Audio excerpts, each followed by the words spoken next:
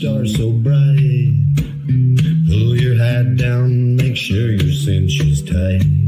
Horse is kinda snuffy, cold chill up your spine. You'll get your ass moving, son, we're burning daylight.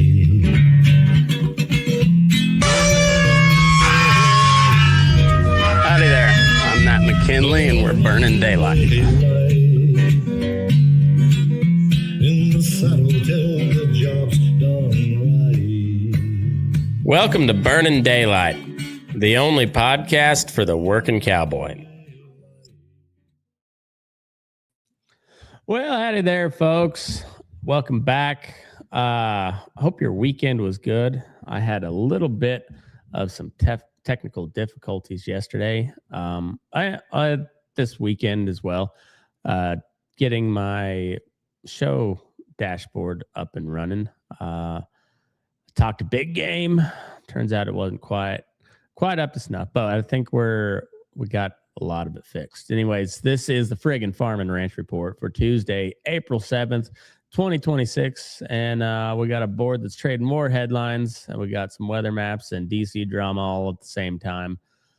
Yeah, so grab a cup of iced tea, maybe a little something stronger, and let's see what kind of wreck we got lined up for farm and ranch people on this day. Before we get into the show, this episode is brought to you by Lone Star Stockyards out of Wildorado, Texas. I think they finished up their sale today.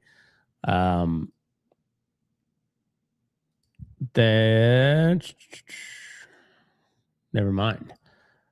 I had there we go. Hold on. Now we're cooking. We got something here. All right. Looks like they ran 1,160 head, 68 head through today. About 80% of them being feeder cattle, 937 head. A handful of slaughter cattle and 206 head of replacements, almost 18%. Compared to last week, feeder, steers, and heifers traded mostly 10 to 20 higher, with the exception of the 900-pound cattle, which were steady. Steer and heifer calves were sharply higher on a light test. Trading activity was on very good buyer demand. Quality was mixed, with the majority of trade coming from plainer cattle off of short wheat. Any open cows that had the potential to return to the country was bought to rebreed. And as a result, slaughter cows and bulls were too lightly tested for a market trend. As you can see, only 25 head for slaughter. Hot, dry, and windy conditions have continued across the trading region. However, some much needed rain is in the forecast over the weekends. Supply included 80% feeder cattle, 45% steers, 54% heifers, no bulls, 2% slaughter cattle, most of those being cows, 52%, 48% bulls, 18% replacement cattle, 44% stock cows, 41% bred cows, 2% bred heifers, 12% cow-calf pairs, and then a handful of bulls, it looks like. Feeder cattle supply over 600 pounds was 78%. Anyways, that is Lone Star Stockyards, their sale for today. They got their spring catalog sale coming up on the 11th, so that's this Saturday. I've got their catalog here, and there was a little schedule of events. So where was I looking? You can watch and bid on cci.live and schedule events. So Friday at 5 p.m. This is all Central Time there at the Lone Star Stockyards. So Friday, April 10th at 5 p.m. was a preview of all the horses that want to be demonstrated on live cattle.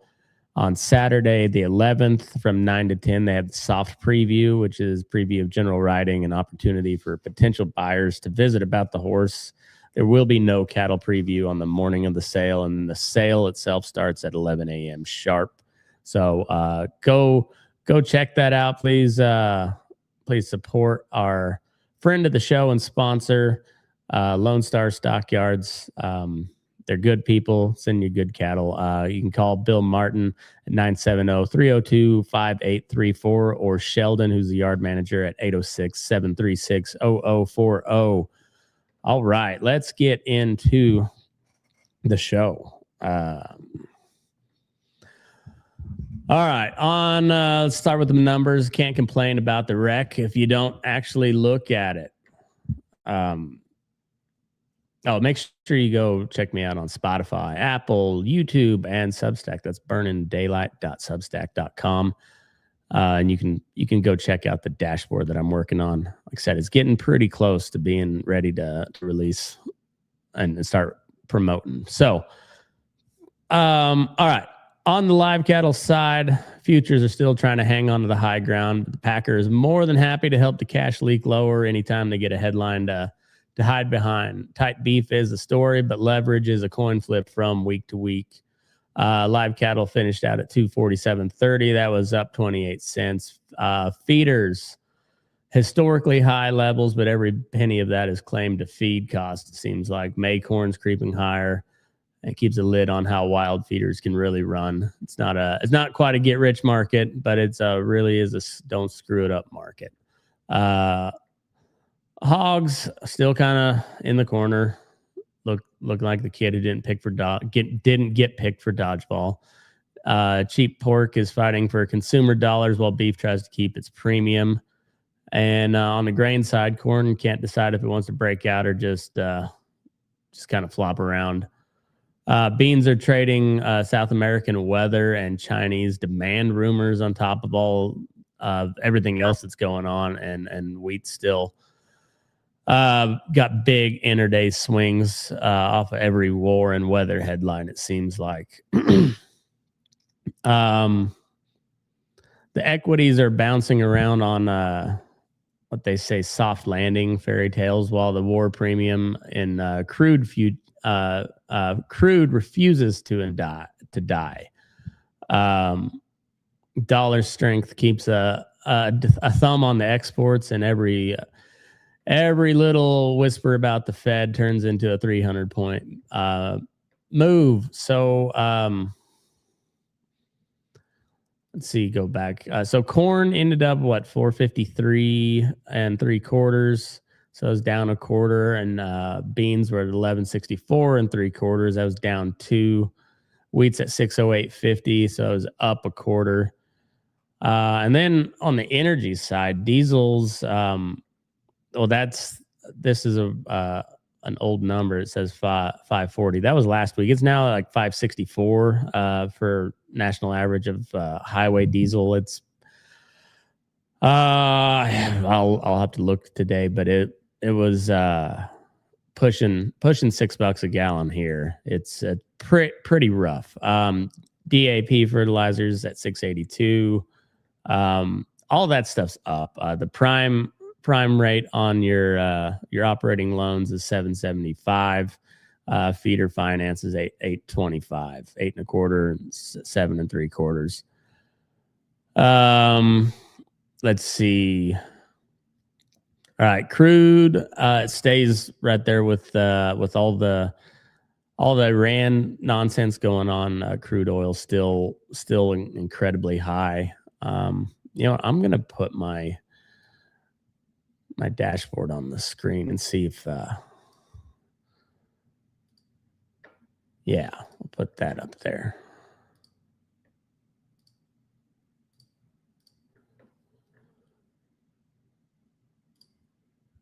All right, yeah, so here we go. This is the Burnin Daylight report. National on-highway diesel averages 463 a gallon. West Texas crude's at 110. Brent crude's up $4 at $105 a barrel. Fertilizer 682. Urea's at 549. Both up. Potash has dropped a little bit, so it's at 398 a ton. Your prime rate for operating loans is 7.75. Feeder finance loans 8.25. On the stocks side, S&P was up about 45 points. Dow Jones was up 65. NASDAQ was up 200. And the Russell, I'm not sure what that one is, up 39.20. So stock market's looking fine. But, you know, the the price of everything else is also way up. All right, so let's get in the Sale Barn Pulse. Is pretty, I mean, really good on lightweight calves. So this Fallon, Nevada, this was at Fallon Livestock. 301 a hundredweight on 520 pound steers. At Torrington, we had 545, 298 a hundredweight. Oklahoma City West there in El Reno at 625, 285.50 a hundredweight. That Big Superior feeder auction is 12,500 head, 274.50 a hundredweight, and the buyers are incredibly aggressive on the light calves. Okay, let's get into the war reel. Operation Epic Fury. Largest volume of U.S. strikes on Iran today. U.S. and coalition forces continue to hold heavy presence in and around the Middle East. Carrier strike groups in the region, air wings flying daily, and ground units forward deployed in all the usual powder keg locations.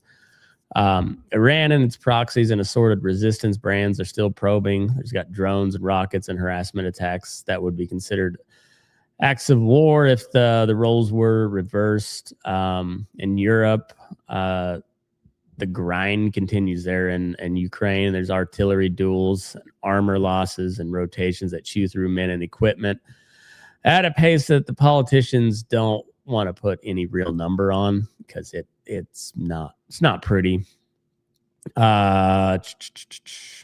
Precision strike campaigns continue across missile sites, air defense nodes, ammo depots, and command hubs.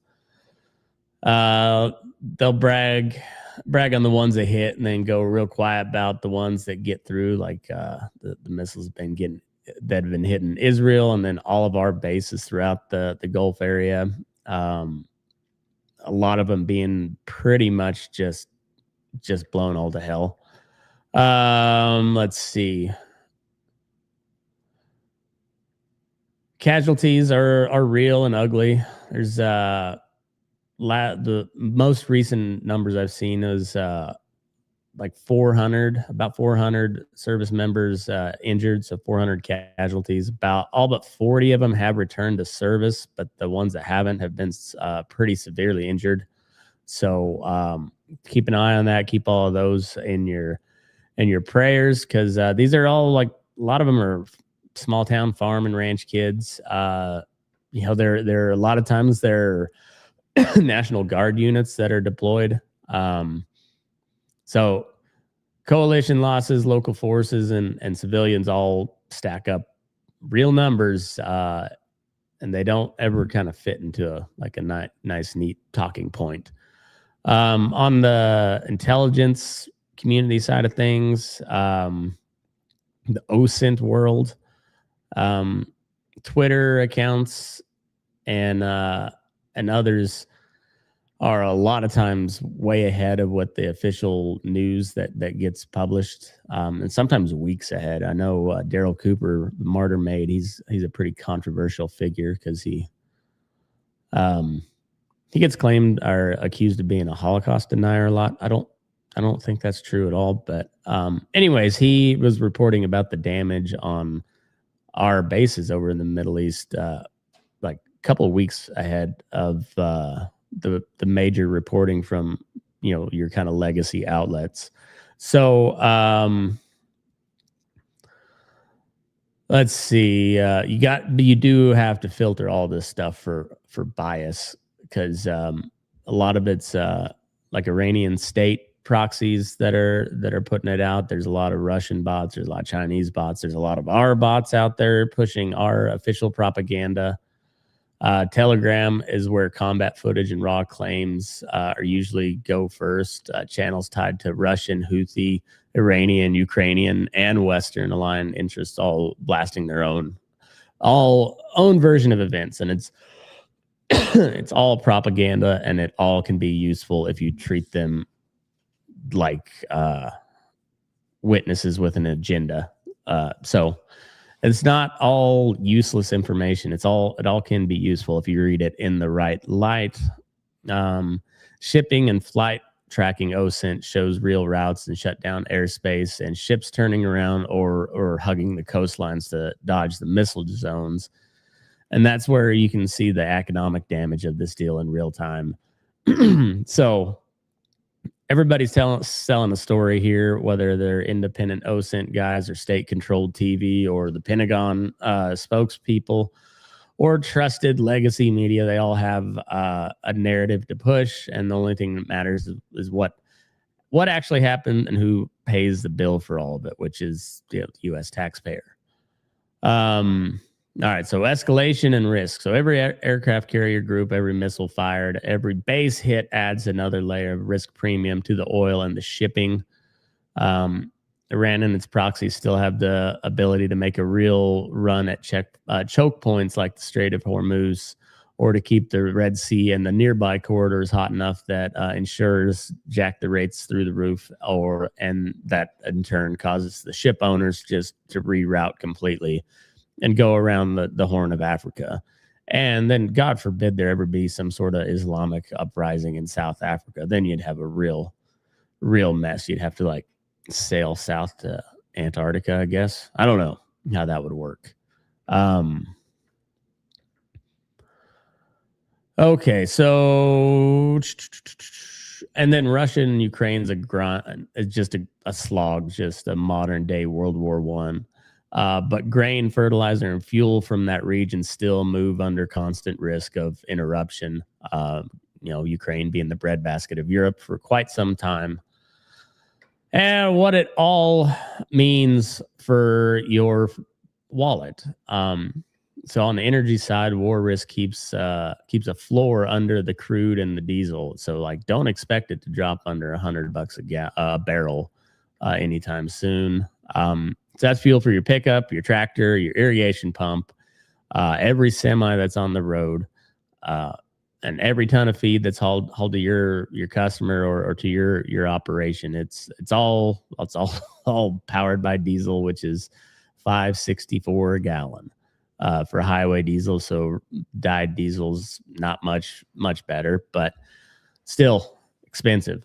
Fertilizer plants and liquid natural gas export facilities near these hot routes where the war's going on feel every little bit of scare, every little scare that they have there. The cost bleeds, but that cost bleeds through to the urea and the anhydrous and the UAN. And any disruption in the Black Sea or the Red Sea shows up in wheat and corn spreads and in the basis numbers at your local elevator. And when ships detour around Africa instead of cutting through the Suez Canal, the freight costs skyrocket, and then that gets baked into your price. So big importers in North Africa, the Middle East, and Asia start paying more, which can be bullish for the U.S. exports, but doesn't always trickle down cleanly to the county elevator check. Okay. Freight and insurance wise, maritime insurance and freight go up every time somebody fires off a rocket or a missile. Even if nothing gets sunk or nobody gets killed or nothing gets blown up, every time something flies across that Persian Gulf, it takes a hit. So same volume might be flowing, but it's a higher cost, and it's a tax hidden in everything that you buy. Container and bulk rates impact the equipment and parts and any input that has to cross the ocean before it hits your farm or ranch, which is almost everything, because we don't build anything here anymore. It's one of the things that I was hopeful for in the Trump, and still am. It seems like there has been some movement towards the reindustrialization here, but in the meantime, all that shit comes from China or Vietnam or India or somewhere in Asia usually, and then even in like Eastern Europe and some of those countries. But that all has to cross an ocean to get here. So in the plain terms, like you can expect diesel to stay higher for longer than the chart logic would expect. when you catch a 10 to 20 cent drop on a quiet headline day, buy the dip. It's just a new dip. It's not meaning that we're going to keep dropping until that thing is figured out. And it sounds like we are bombing their oil export terminal there at Carg Island, I believe it's called. That's going to cause oil prices to go up even more. On the feed side, corn and byproduct feed stay pretty jumpy. Contracts and basis deals matter more now than ever. So if you're backgrounding or finishing cattle, the cost of gain math can flip on you in a real hurry. So redo the spreadsheet before you fill your pins back up. Cattle checks, tight supplies are supportive, but the packer leverage and plant risk can turn a strong futures market into a disappointing cash week. So don't fall in love with the target. You got to stay flexible and reward the market when it gives you gifts. So let's, where is my, so on the JBS front, on the labor strikes, they did go back to work. There was no labor deal in place, but they're supposed to start negotiations back up on the 9th and the 10th. But in the meantime, that Greeley plant will be, I believe yesterday was the first full day of kill in, like 3 weeks. They were able to maybe pump a couple hundred head through the plant with their manager level employees, like the non-union people, but it was the suits doing all the work. And so you went from, 5,000 to 6,000 head a day to a couple hundred. So, anyways, they're back at work, no deal in place, but that means they're going to need a lot more cattle. That Greeley plant alone carries about 5% of the U.S. capacity. So about a 35 to 40,000 head pile up in the Texas, Kansas, and Nebraska feedlots. And also there was a fire in Booker, Texas apparently it was mostly like a coal cow plant. And, but they ran about 700 head a day, mostly coal cows. But it affected the whole community. There was like 94 families, over 300 jobs that were affected. And 700 head a day is not much, but when it's one of the few, places slaughtering coal cows, it does put a dent in everything.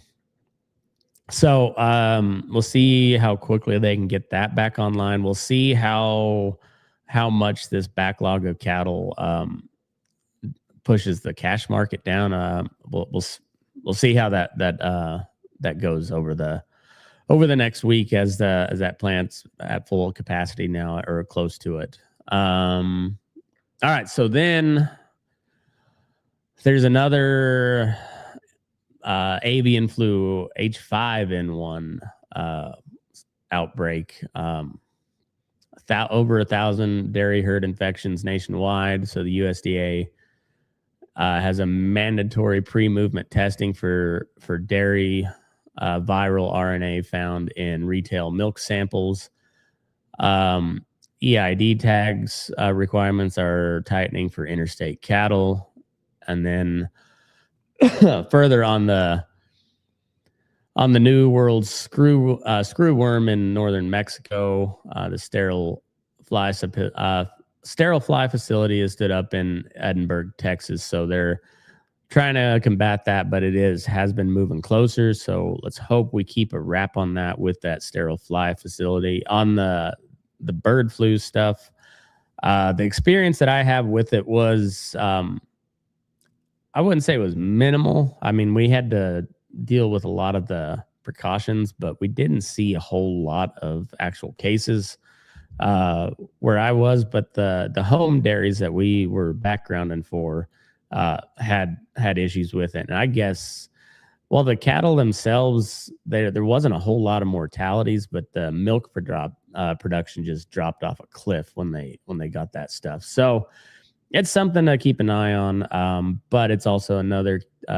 chance for them to keep pushing this traceability stuff down your throat, which is, they're trying to make the RFID stuff mandatory. I don't know how keen the Trump administration is on following through with that, but it was a big deal during Trump's first term and the Biden administration. So that stuff is still floating around there, and so keep your head on a swivel about that. And I'm not saying that the tags themselves aren't necessarily a bad idea. Like you get a lot of use from them, but at what cost? That's all of it. And the fact that they're trying to make stuff mandatory is always alarming to me. That always sets off alarm bells.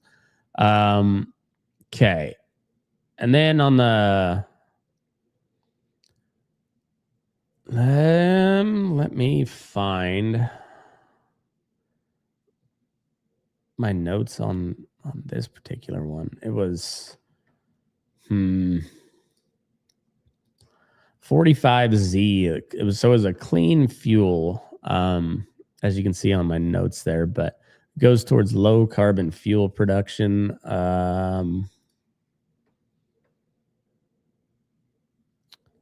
It did not.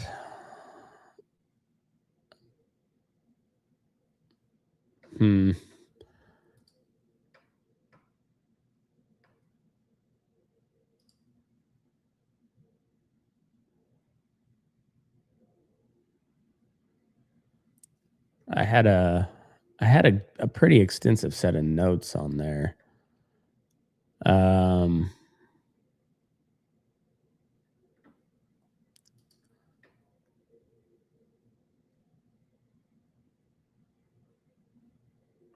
Okay, here we go.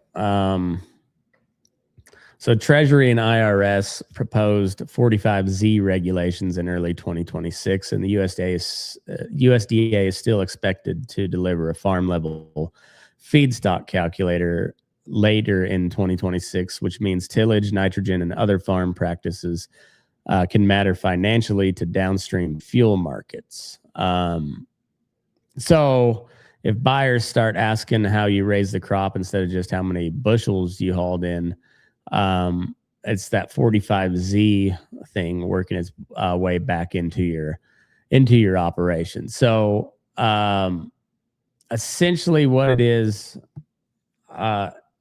there's tax credits for like biodigesters, like the methane digesters. And I had a better where was that?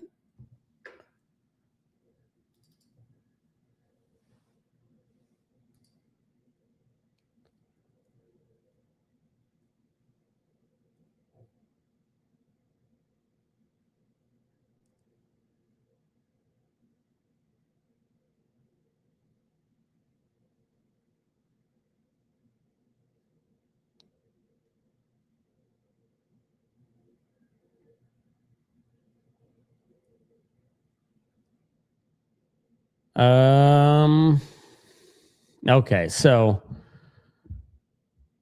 it's a clean fuel production tax that pays a tax credit that pays fuel producers. So it's ethanol plants and renewable fuel or renewable diesel outfits and SAF producers. I'm not sure what SAF.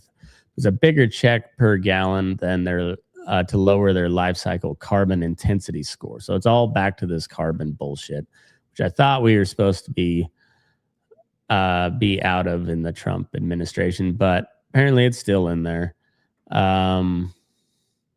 Okay, so Treasury and IRS dropped proposed regulations earlier this year,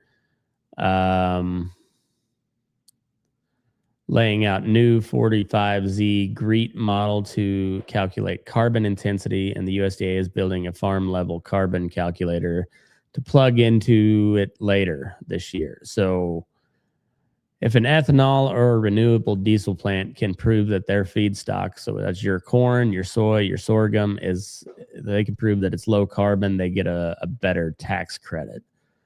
That means practices like no-till and cover crops and better nitrogen management make your grain worth more to certain buyers because their practices lower someone else's carbon score. And on the livestock side, that means that fuels derived from animal manure, like digester gas, turned into renewable natural gas or drop-in fuels can qualify for very low or even negative carbon intensity values.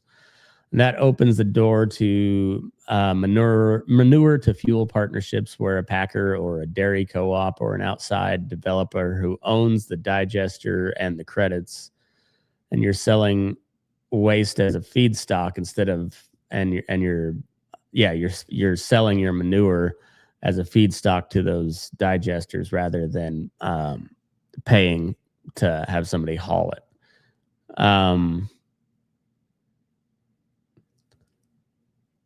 So the updated guidance of favors U.S. grown feedstocks over foreign oils. They've dialed back some of the indirect land use charge penalties, which improves the carbon math for soy-based biofuels. And the USDA is building a field-to-fuel carbon model expected to plug into the Treasury's system later this year. When that happens, your fertilizer rates and your tillage passes and your manure handling and your yields become dollar signs on somebody else's tax credit calculations. The American Biogas Council says the EPA's renewable volume obligations were good for ethanol and biodiesel, but inadequate for biogas. Their executive director says that the volume should have been a lot higher, so the biogas and manure to fuel crowd is already pushing for more. And the 45Z is the mechanism that makes it all pencil out. So if your grain elevator or your packer starts asking about your practices, like your tillage and about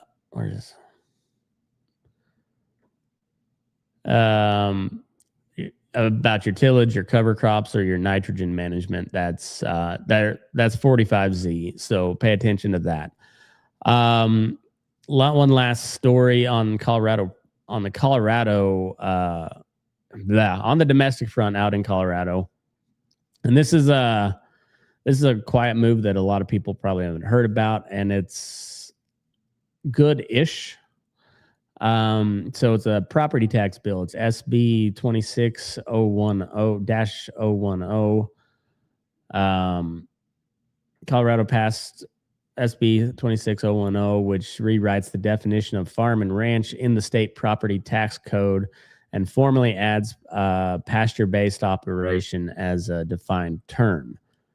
So that means if you're running livestock on real pasture, the animals have regular access to open ground and get most of their diet from grazing, and it's a legitimate business for profit.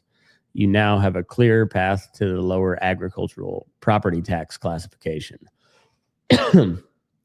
So this matters because under the old rules, the big conventional ranches and row crop operations usually qualified no problem, but the smaller pasture-based outfits. So this is like your farmstead type people, regenerative agriculture type, running like pasture raised hogs or poultry on rotational pastures. They often got kicked out of the ag classification and taxed at a residential or a market value rate, even when they were actually producing ag products for market. So there is a catch. The law uses words like predominantly and for the primary purpose of obtaining a monetary profit. So that means county assessors still have pretty wide latitude. If the assessor wants to be strict, they can still call you a hobby. And along the Front Range, where this was, where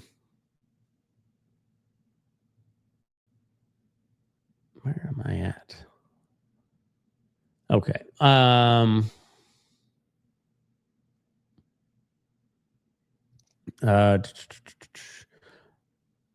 Okay, so along the Front Range, where these little ranchettes, they butt up against subdivisions, you bet you can bet that there's going to be a bunch of pushback from the county officials who are voted in by people that live in the subdivisions. But all in all, this seems to be like a step in the right direction. It's a good move made by Denver, and they're kind of quiet about it. I don't think they really wanted to really broadcast this out there, but they did. Anyway, so kudos to them. But check on your local assessor to see whether they're gonna consider you a real farm or ranch. That's where you're gonna find the politics are still very, very real, and most of the time very stupid and gay. All right, on this day in history. So this was for yesterday. I didn't update it for today yet, I don't think.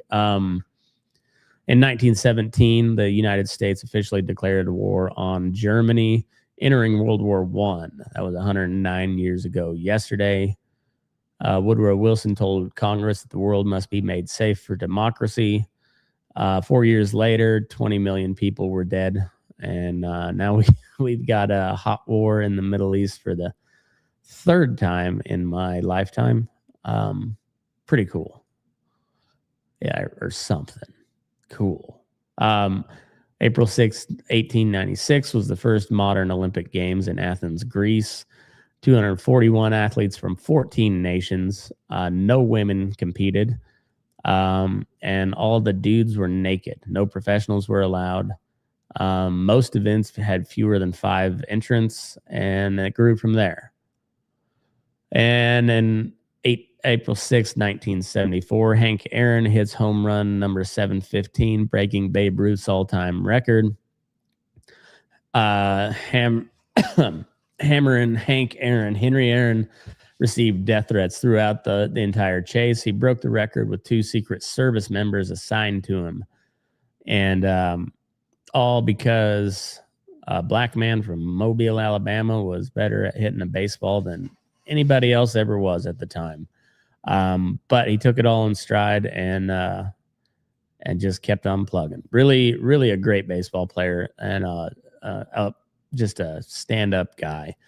On the sports front, Michigan captures their first NCAA college basketball championship since 1989. They defeated UConn 69-63.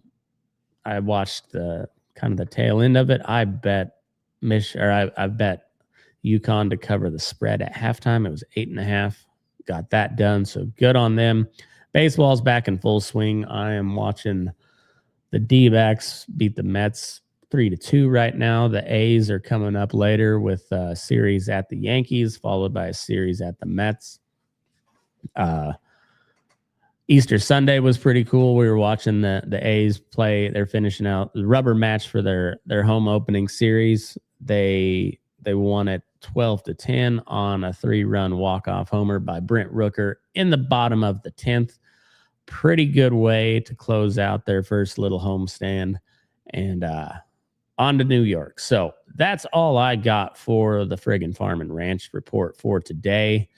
Hope y'all had like I said, a wonderful, wonderful weekend and have a good rest of the week. We'll be back tomorrow with another episode. Getting this all dialed in and it's starting to work like it should. So we're getting there. We'll be there. We'll be back tomorrow and we'll see what other bullshit the world has to throw at us. But in the meantime, move your ass. We're burning daylight.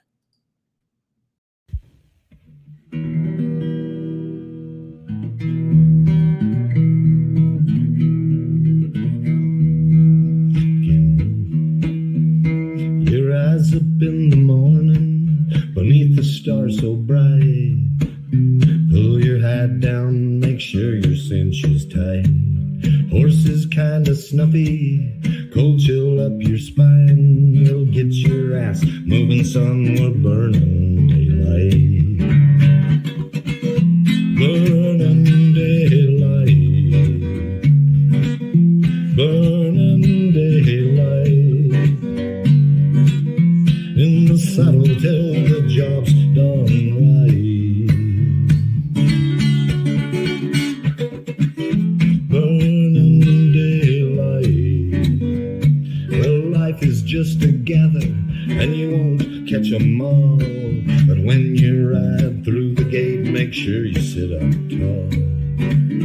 see the horizon, it's looking pretty bright. Well, get your ass moving, son, we're burning daylight.